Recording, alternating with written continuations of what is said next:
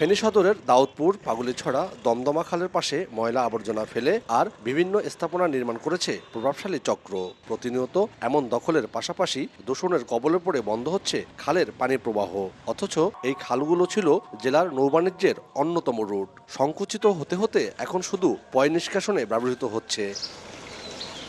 একই হাল জেলার প্রায় সব খালগুলোরও। সামান্য বৃষ্টিতেই ডুবে যায় শহরের বেশিরভাগ এলাকা। পর্যাপ্ত ধারণ ক্ষমতা না থাকায় বেশিরভাগ এলাকাতেই শুষ্ক মৌসুমে কৃষি, মৎস্য ও অন্যান্য প্রয়োজনে দেখা দেয় পানির সংকট। আর বর্ষা মৌসুমে জলাবদ্ধতা আর বন্যা হয় নিত্যসঙ্গী। চলতি বছরের আগস্টের ভয়াবহ বন্যার পানি দীর্ঘস্থায়ী হওয়ার অন্যতম কারণ হিসেবে খালগুলোর এমন বেহাল অবস্থাকে দায়ী করছেন ভুক্তভোগীরা।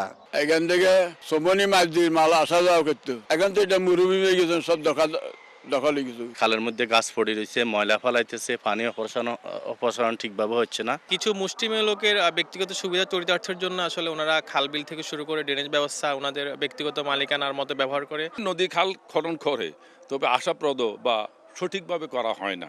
দফায় দফায় উদ্যোগ নিয়েও খাল ও শাখা নদী থেকে অবৈধ স্থাপনা উচ্ছেদ করতে পারেনি পানি উন্নয়ন বোর্ড। আর পৌর কর্তৃপক্ষ নানা সীমাবদ্ধতার কথা বললেও সমস্যা সমাধানের জন্য উদ্যোগ নেওয়ার কথা জানায়।